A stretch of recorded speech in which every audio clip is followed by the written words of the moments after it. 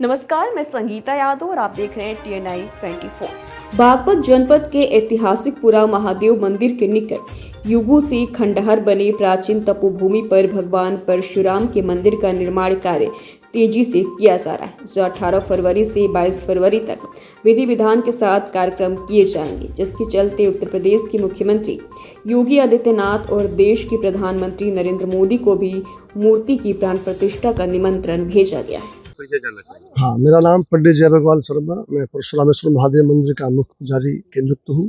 पूज्य महाराज जी ने जो अभी बताया है कि भगवान परशुराम जी की जो स्थापना जो हो रही है, ये संपूर्ण भारतवर्ष के जितने भी सनातन धर्मावलंबी लोग, विद्वान लोगों के द्वारा हो रही है।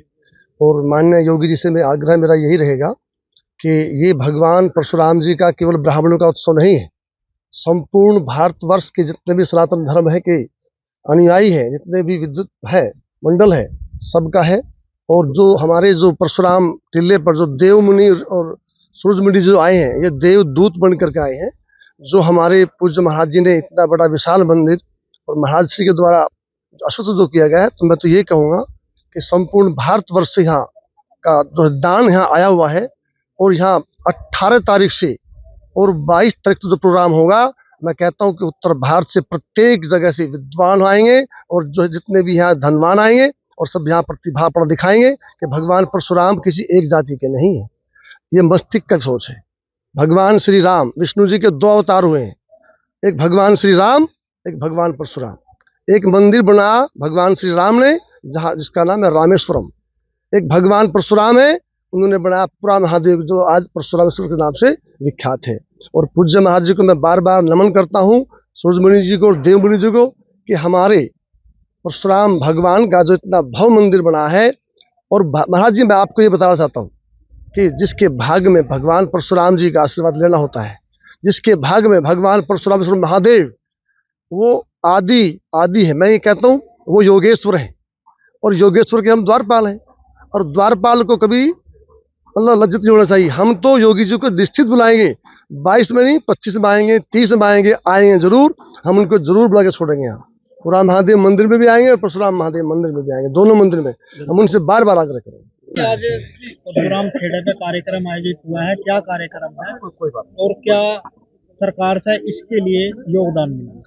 ये जो भगवान जहाँ पर विराजमान है, ये भगवान परशुराम जी की तपोभूमि है।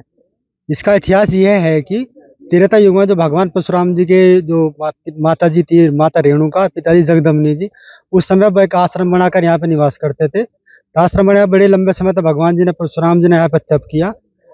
जो आज परशुरामेश्वर महादेव के नाम से जो मंदिर है, वहाँ जो शिवलिंग स्थापित है वो भगवान परशुराम द्वारा ही स्थापित है, इसलिए उसका नाम भगवान परशुरामेश्वर महादेव है, जो दूर दूर तक विख्यात है।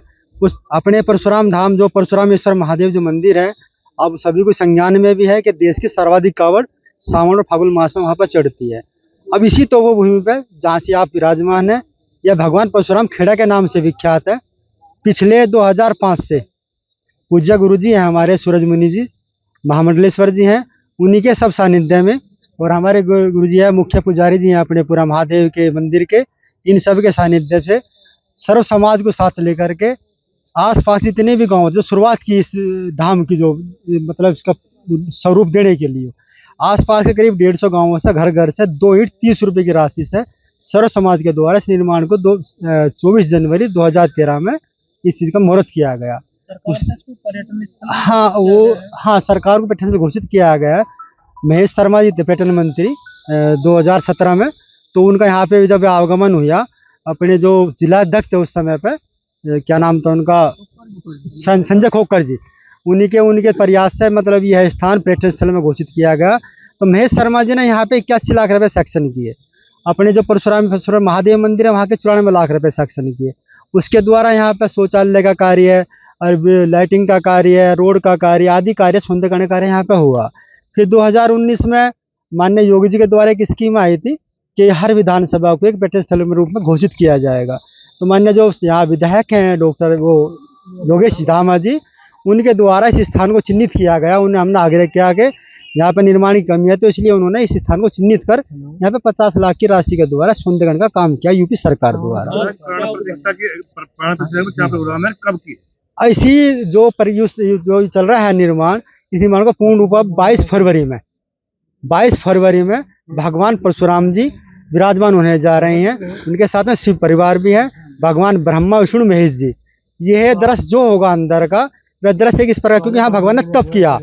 अभी तक आपको दृश्य भगवान परशुराम जी का जो विग्रह रूप है वो आपको खड़ा रूप नजर आया होगा हर जगह, और पहली बार यहाँ भगवान परशुराम ने तप किया, इसलिए हम तपस्या के रूप में ही उन्हें विराजमान किया जा रहा। 8.25 फुट है मूर्ति की। भगवान परशुराम जी ध्यान करते हैं। ध्यान किसका कर रहे हैं? भगवान महादेव जी का। इसलिए सामने पिंडी भी स्थापित है, क्योंकि ध्यान महादेव जी कर रहे थे, इसलिए पिंडी भी स्थापित जरूरी थी।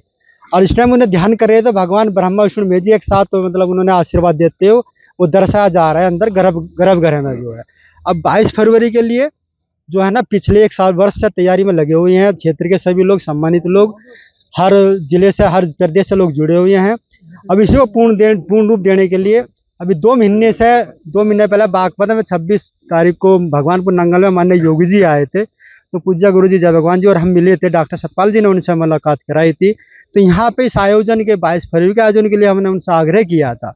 तो उन्होंने हमें आश्वासन दिया कि महाराज जी आप चिंता मत करें, मेरे पूर्ण संज्ञान में पूरा महादेव, मैं अभी तक पूरा महादेव आया भी नहीं, मेरा बहुत मन है वहाँ आने का, पर आप अपनी तैयारी कीजिए। मैं 99% कोशिश करूंगा कि मैं अभी प्रतिष्ठा में रहूँ।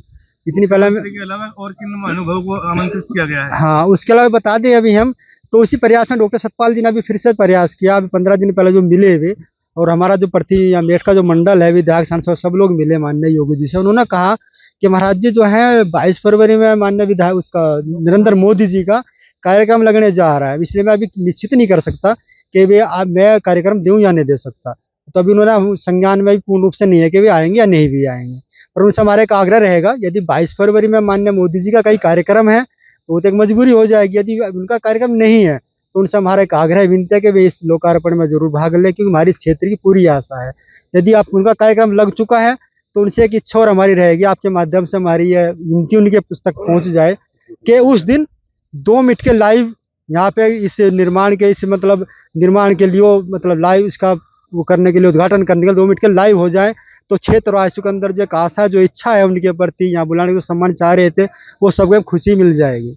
उसके अलावा इस प्रतिष्ठा में क्षेत्र के जितने भी हमारे सांसद हैं, विधायक हैं, केंद्र से भी अपने धर्मेंद्र भारद्वाज जी और लक्ष्मीकांत वाजपेयी जी, सुनील भराला जी आदि, नंदकिशोर वगैरह सब लोग लगे हुए हैं कि केंद्र से भी या तो नितिन गडकरी वगैरह को या किसी को भी 1-2 दिन में फाइनल हो जाएगा कि किसी ना किसी को मुख्य अतिथि के रूप में केंद्र से बड़ा चेहरा